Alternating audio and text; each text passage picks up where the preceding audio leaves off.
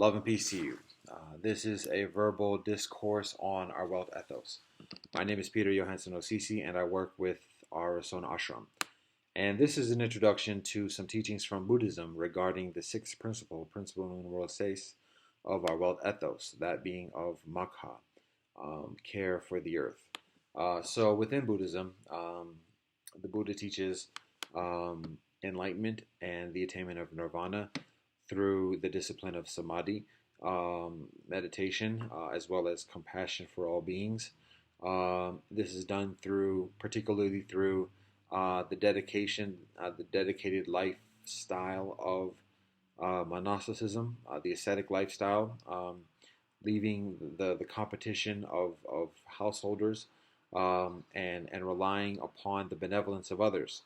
And so intrinsically within that, there is a modesty, and there is an avoidance, and a minimalization regarding the harm that's caused to others, as well as the harm that's caused to the environment. It is a lifestyle of simplicity with modest consumption, and with modest drain, or strain on our natural environment, on Mother Earth. Um, so um, much of the discourse regarding Buddhism often talks about uh, individual the individual pursuit of spiritual ascension. Spirit is maybe an inaccurate word in Buddhist parlance, but the consideration of cultivation of mindfulness within the individual, and then from that or amidst that, also having compassion for others. So those are some of the primary focal points of Buddhist doctrine.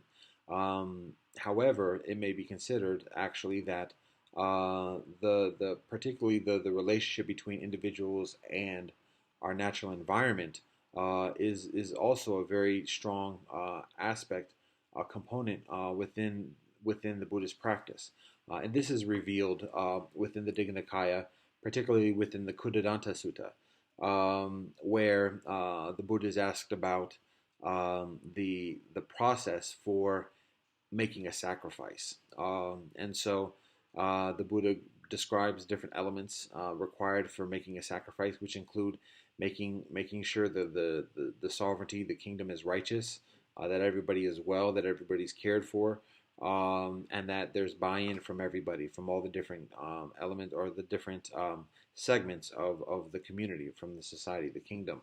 So all of that is a prerequisite, and then in conducting the sacrifice, rather than um, causing the slaughter of animals, even, and essentially destruction to nature.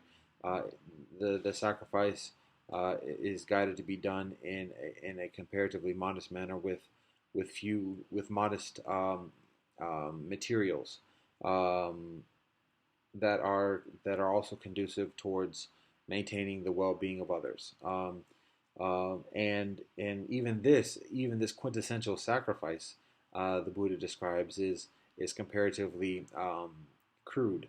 So that gives an indication regarding the protocols and the discipline pertaining to stewardship and care for the environment, as an extension, as part of the experience of the well-being of all beings. And so this is a passage within the Kuddhadanta Sutta of the Digha Nikaya, chapter or verse 18, verse 18. And further, O Brahmin, at that sacrifice neither were any oxen slain, neither goats, nor fowls, nor fatted pigs, nor were any kinds of living creatures put to death. No trees were cut down to be used as posts, no daba grasses mown to strew around their sacrificial spot. And the slaves and messengers and workmen there employed were driven neither by rods nor fear, nor carried on their work weeping with tears upon their faces. Whoso chose to help, he worked. Whoso chose not to help, worked not. What each chose to do, he did. What they chose not to do, that was left undone. With ghee and oil and butter and milk and honey and sugar only was that sacrifice accomplished. That is the Kuddhadanta Sutta 18, verse 18. So that is a description of the quintessential sacrifice that king, sovereign, queen, ruler is able to provide, according to the Buddha, and that gives an indication regarding the importance of the sanctity of life and the well-being of all beings that the Buddha advocates, that the Buddha teaches. And so, uh, additionally, within the Digha Nikaya, um, the Buddha describes the process of ascension, of spiritual ascension, and some of the experiences, particularly the cognitive experiences, the mindful experiences that are generated within this process, um, and um, with that there is an observance of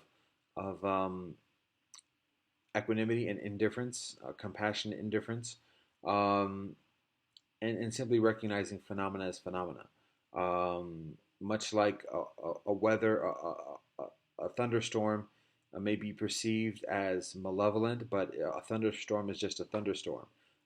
It may cause harm, it may cause injury and casualty, but it in and of itself is other than malevolent necessarily. Some may there may be contentions with that. That's open for discussion. It is what it is, and so the Buddha describes how within the process of spiritual ascension, an individual maintains that kind of balance within amidst all phenomena and the interaction of all individuals.